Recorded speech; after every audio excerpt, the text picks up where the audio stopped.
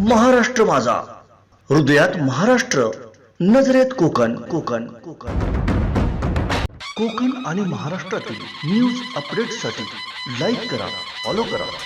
राज्य सरकारने जो 24 जानेवारीपासून निर्णय घेतला एसटी दर भाडेवाढीचा, या विरोधामध्ये शिवसेनेच्या वतीनं संपूर्ण सिंधुदुर्ग जिल्हा आणि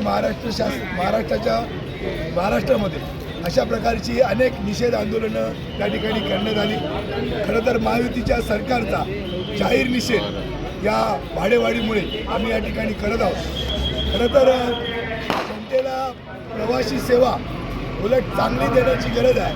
या सगळ्या गाड्या आहेत त्या सगळ्या जुन्या आहेत, मोडकळी झालेल्या आहेत आणि या गाड्यांमधूनच आपली सर्वसामान्य जिल्ह्यातली जनता या एस टीमधनं त्या ठिकाणी प्रवास करते. पण त्या सेवेमध्ये मात्र बदल झालेला नाही. त्यांना चांगली सेवा देण्याचा प्रयत्न हा या महाराष्ट्र सरकारकडनं झाला नाही. पण या गोरगरीब जनतेमध्ये 15% भाडेवाढ करून आज जर समजा तळाला जायचं असेल तर 24 जानेवारीपूर्वी 30 रुपये दर होता, आता तळाला जायचं असेल तर 36 रुपये द्यावे लागतात. म्हणजे एका माणसाला 6 रुपयाची वाढ ही कणकवली ते तळाला या अंतरापर्यंत झालेली आहे.